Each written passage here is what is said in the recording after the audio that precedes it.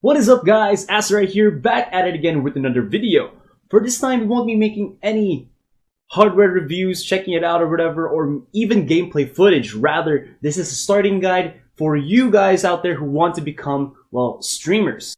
The hardware, software, and settings that I have are what I use to stream every day on Twitch. And while this does focus on people with mid-spec PCs as well as not so good internet, it can be tweaked to your liking if you have maybe worse or even a better setup that you have right now on hand. So without further ado, let's start the video.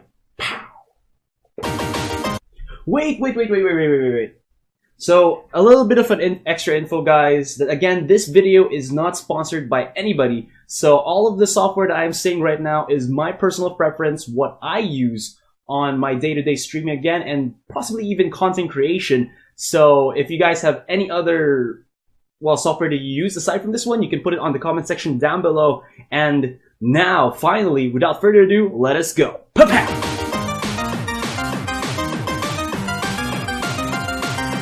Getting started. Here's the software that I use before, during, and after streams. OBS Studio. This is the software I use for streaming because it's free to download and it's very easy to use. Photoshop.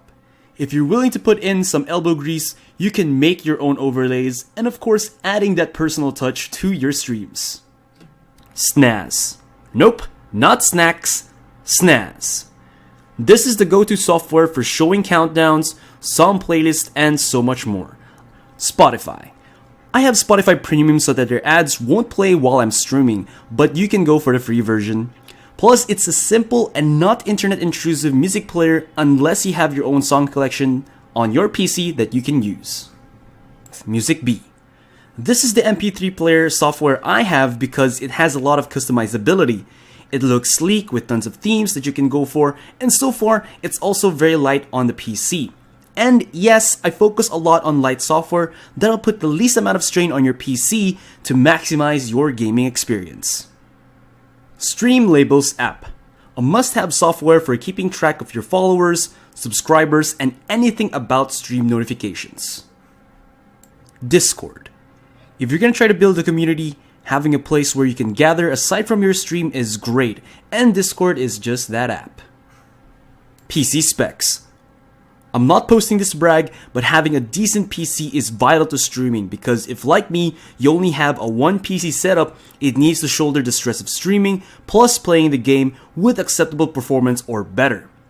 Also, just a little of an addition, having more RAM can really help when having multiple programs on, so I do suggest that you at least have 8 GB or higher for your RAM sticks. Firstly, we'll set up our streaming software. So if you've decided to go for OBS, after installing it, next thing you gotta do is go to the settings and click on the stream tab. After that, select on the service option Twitch, Facebook Live, or anything else you'll be using for streams. Typically, Twitch streamers will go, of course, for the Twitch option. I suggest that if you live on the Southeast Asia region, go for auto recommended on the server's selection. Although it sometimes may have issues, you can choose Hong Kong server as that's the most reliable and consistent that I used when streaming, but again, results may vary. After that, we go to the output tab, which is important as this will be the heart of your stream. Set the encoder to NVENC as this gives the strain to your GPU, although please do remember that NVENC is only usable by NVIDIA GeForce graphics card users. Although I believe that OBS has already set up an option for AMD graphics card users, I don't personally know because I don't have an AMD graphics card, so do it with as you may. And going back to it, this will put the stream to your GPU to do all the encoding for your stream. Unless you have a really beefy CPU, this is almost always the way to go. Next up is rate control. We'll stick to CBR since that's the default and easiest to understand for everybody. Everything should be kept as is except for the bitrate, as this will dictate how your stream will look like. Other guides will teach you that you need to know your upload speed first, and to check this, I use beta.speedtest.net. My speed is around 1.9 Mbps upload, and I use 1.5 of that to stream and leave the 0.4 for gaming. but it's not always stable and may require you to tweak it depending on how smooth your stream is or lag your game is. Thankfully enough though that you can change it during your stream by just clicking the settings button, going back to the output tab, and changing the bitrate. Second to the last is audio. Poorly setting this up will result in bad quality audio, no audio, or other complications.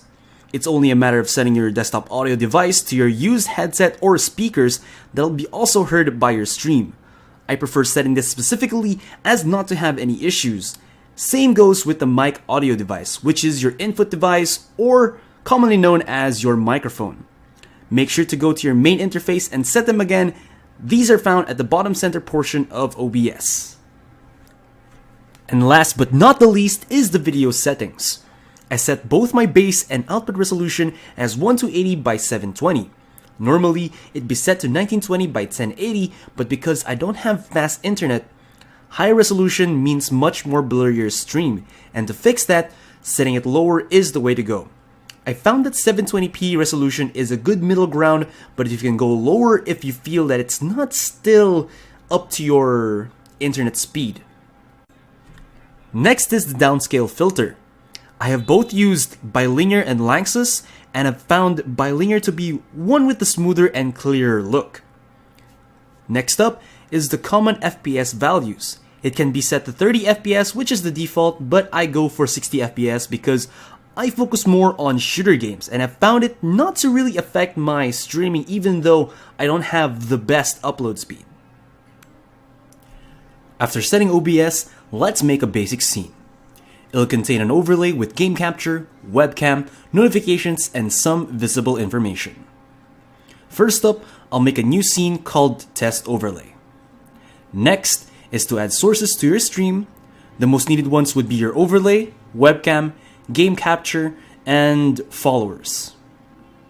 Let's add all of that by right-clicking on the Sources tab and adding the necessary ones. Here's a chart explaining which option is for which output.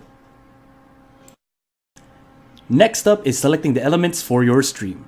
First up, select image and then select the overlay that corresponds with this one.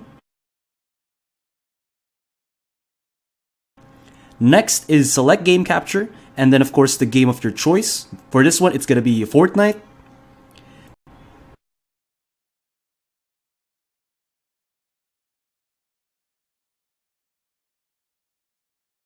Next one, you'd have to have a Streamlabs account set up first.